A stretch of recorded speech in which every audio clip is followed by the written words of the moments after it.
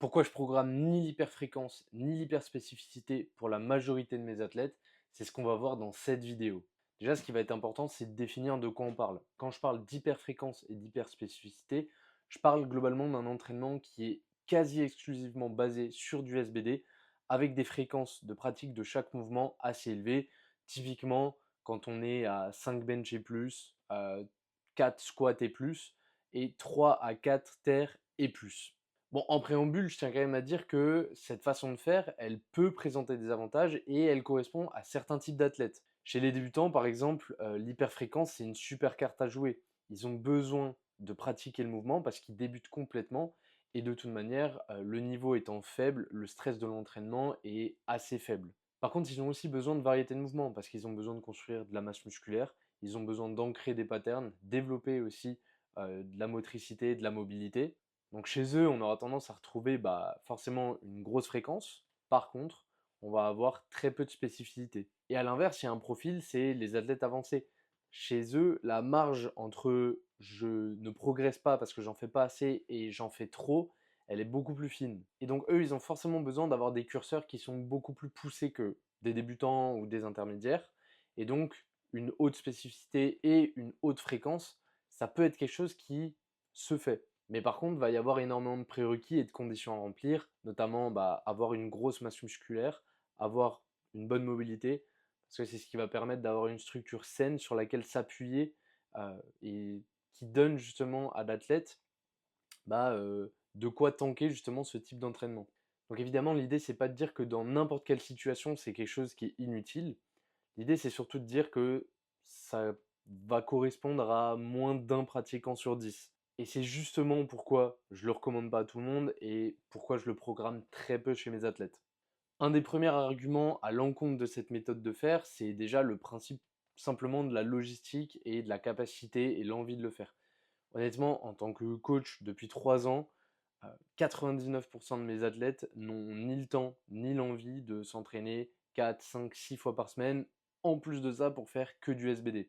Du coup, leur programmer une méthode qui de toute manière ne pourra pas être suivie, ça c'est mettre un gros coup dans le principe d'adhérence. Et heureusement, ce type d'entraînement, c'est absolument pas une condition sine qua non pour progresser, parce que sinon on serait très très peu à pratiquer la force athlétique. Mais du coup, la question à se poser, c'est est-ce que même si un athlète pouvait et avait envie de s'entraîner autant, est-ce que ce serait pertinent? Pour moi, il y a déjà un premier argument qui va à l'encontre de cette façon de faire, c'est le manque de prérequis pour énormément de personnes. La majorité des athlètes qui voudraient s'entraîner comme ça n'auraient de toute manière pas assez de masse musculaire et manqueraient énormément de prérequis en termes de mobilité pour pouvoir tanker cette façon de s'entraîner. Et sans ça, s'enfermer dans de l'ultra spécifique couplé à de la haute fréquence, c'est vraiment la porte ouverte aux douleurs chroniques et aux blessures à répétition. Le stress de la séance ici ne se répartit pas sur l'ensemble de la structure, mais il se répartit quasiment que sur les articulations, qui en plus, elles ne sont pas saines et ne bougent pas correctement. Bon, le deuxième argument, c'est qu'on n'a pas besoin de s'entraîner comme ça pour progresser. En faire le moins possible pour progresser, c'est quand même un luxe. C'est quelque chose qui va nous permettre de garder des cartes un peu dans notre main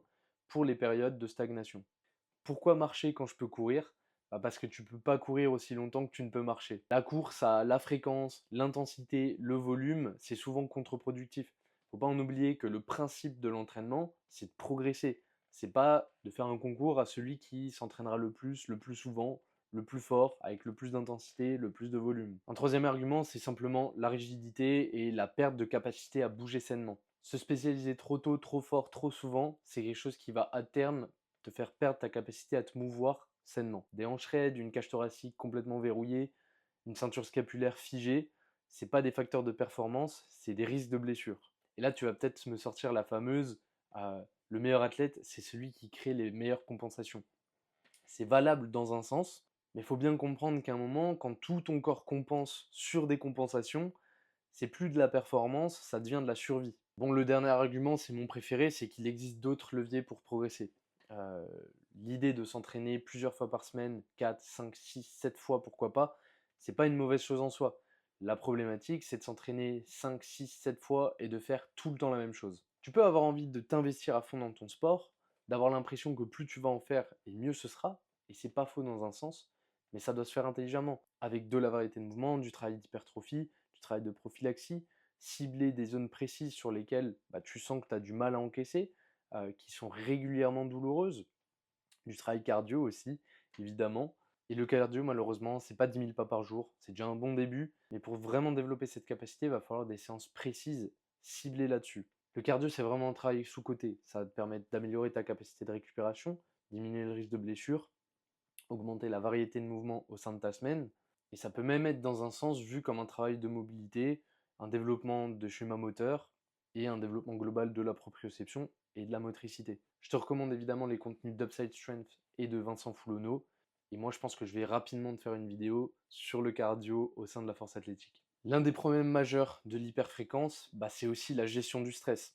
Pour progresser globalement, il va falloir des pics de stress qui sont suffisants et adaptés et un temps de récupération adéquat.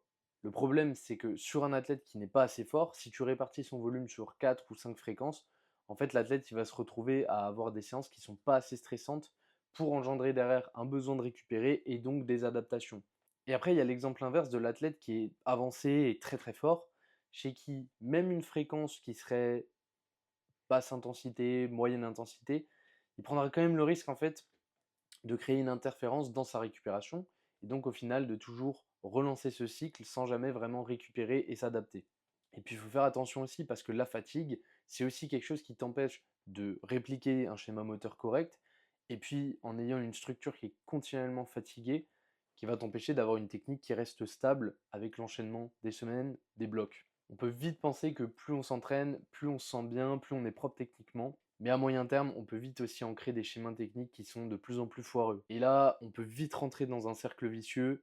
Je me sens moins bien techniquement, c'est que j'ai besoin d'en faire plus. Donc vu que j'en fais plus, je suis plus fatigué, donc je me sens moins bien techniquement. Et c'est une boucle qui va s'auto-alimenter si tu n'en sors jamais, si tu n'as jamais quelqu'un qui te sort la tête de l'eau. Ce qu'il faut retenir, c'est que oui, évidemment, il va falloir en faire plus pour progresser.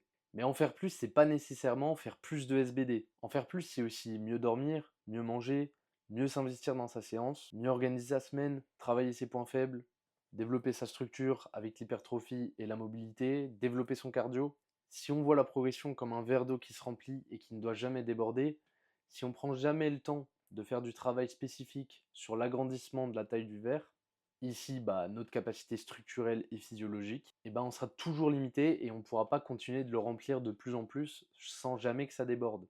En tant que coach, je vois aussi très souvent des athlètes qui ont du mal à comprendre que à l'instant T, sur le court terme, en faire moins, c'est précisément ce qui va lui permettre à moyen et long terme de pouvoir en faire plus. Et c'est là tout l'intérêt de se faire accompagner, pour prendre du recul, s'entraîner de façon intelligente et surtout éviter de tomber dans le piège simpliste du plus égale mieux. Si tu t'es reconnu dans certaines erreurs ou si ça t'a permis de te faire réfléchir sur ta situation actuelle, n'hésite pas à liker la vidéo, la commenter, la partager.